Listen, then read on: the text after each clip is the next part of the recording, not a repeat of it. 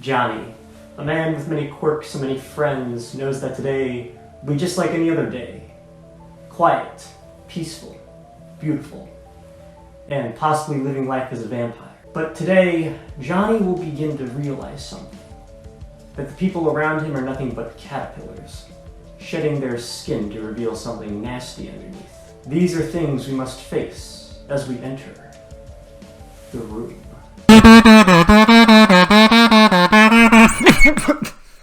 Oh God, why'd I think that was a good idea?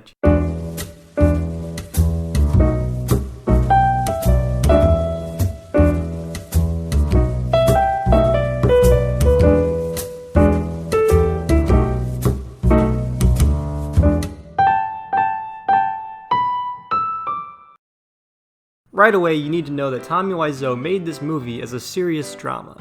He intended it as life study of human interaction, dealing with very serious themes, and it straight up has a line very identical to Rebel Without a Cause, which is actually a good movie. Even if this movie is bad, Wiseau picked out some really good ideas to go with it. So with that out of the way, let's see how this movie starts.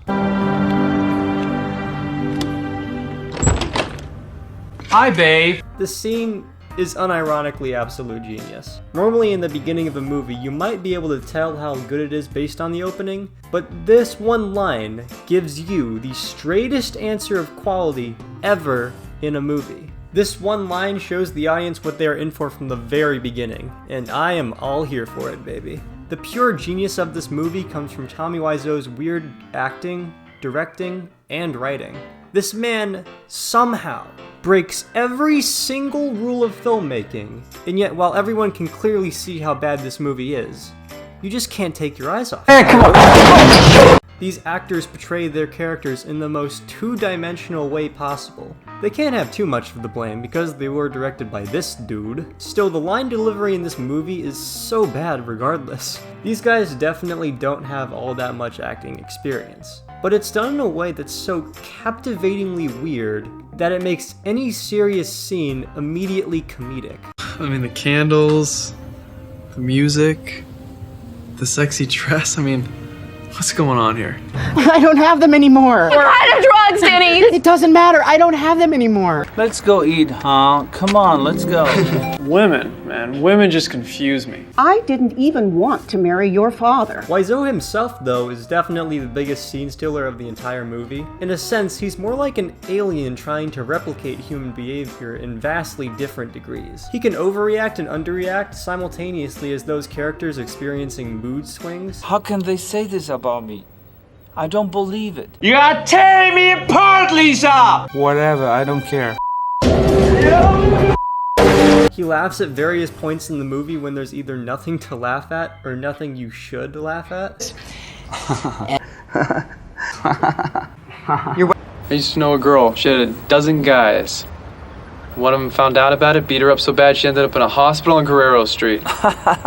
Jesus Christ. And just the way he moves and talks is the most vibrant and unenthusiastic acting I have ever seen in cinema history. If you haven't seen The Disaster Artist, which is unironically a great film and you should definitely watch after you've seen The Room, it gives a lot of insight into Tommy Wiseau as a person, and shows his way of thinking and expressing emotions. Weird acting aside, it does seem like he is actually trying, which makes his acting as a whole even better. This man is passionate as hell to make this movie a masterpiece. Also, I just like his laugh. It's one of the most eccentrically strange laughs I've ever seen.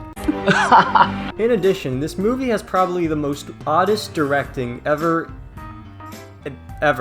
Just ever, really. Not counting the lovemaking scenes, which I haven't seen because the version on YouTube was blurred, thankfully. But also, I just don't feel in the mood to watch a scene where a man clearly aims in the wrong direction. Just an example of how fascinatingly odd the directing is. Every single scene shot on the roof is green screen. Fucking green screen! This man could have shot this scene on the roof of an actual building, and it wouldn't have changed anything.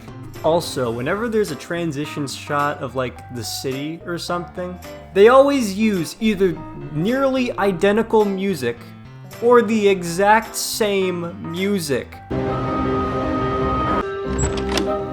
Yeah, that's.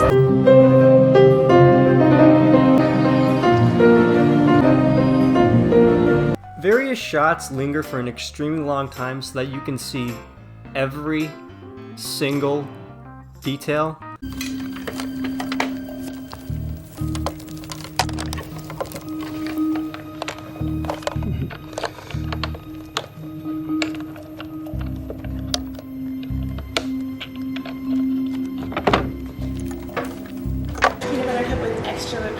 All right. And I'll take some cheesecake and a coffee. Okay, once you guys have a seat, we'll have that right out for you.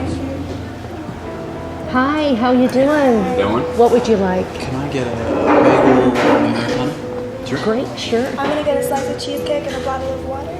Yeah. Some scenes are so short that you wonder why they're even in the movie.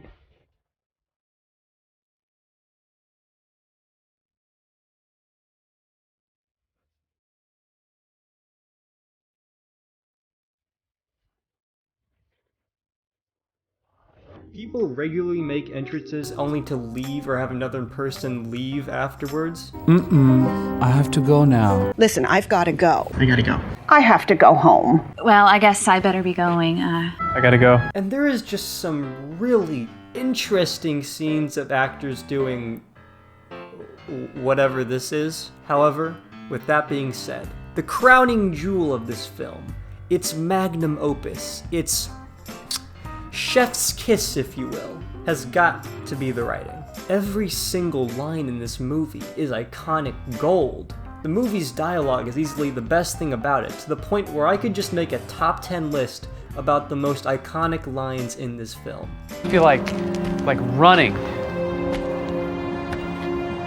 Killing myself. Anything for my princess. You have nice pets. Stop ganging up on me! You are tearing me apart, Lisa! Sure, baby, come on up. I want your body. I did not hit her. It's not true. It's bull. I did not hit her. I did not. Oh, hi, Mark. These actors, especially Wiseau himself, deliver these lines with an unusual sort of finesse. It actually makes it seem as though this is what they just normally say when they're in a conversation. The lines are just so out there and make this movie a whole lot more watchable. When I watched Axum on the Pricks Watchcast with Ion and Roman, which you should definitely check out on Ion's channel by the way, there were some good lines of dialogue, but overall the end product was still pretty shit. You so fine, I can kiss your daddy's ass. I can kiss your guy's ass! Not only are the golden lines of that movie much more presently seen in The Room, the ones in The Room are just so much more quotable. Heck, some of the more normal lines that are delivered usually make me laugh just because of the delivery by the actors. Tommy Wiseau is kind of like the reverse Quentin Tarantino of dialogue. For wildly different reasons, it is their movie's strongest point. On top of dialogue, this movie just has so many odd decisions in writing in general. A guy gets mocked with a chicken dance, which is never explained why they do this. These two characters show up in an apartment to do the no pants dance for no apparent reason. One of the main characters gets caught in a drug deal, and this plot point never shows up again. And one of the characters gets breast cancer. Breast cancer! And this is never brought up again! I definitely have breast cancer.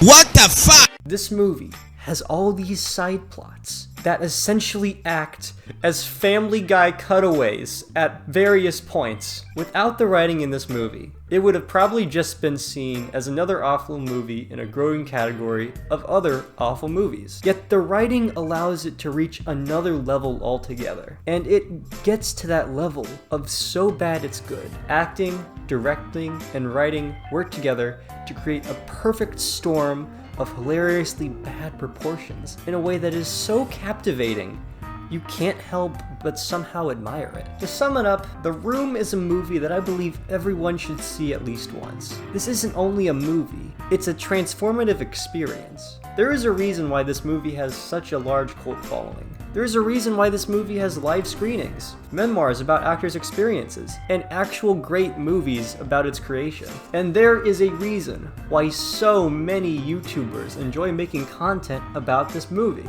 The Room is a genius work of filmmaking that astounds on the most subversive way possible by being the benchmark for all so bad it's good movies around the world, and showing that even in the most unexplainable ways, you can still create a masterpiece. A+. God bless Tommy Wiseau.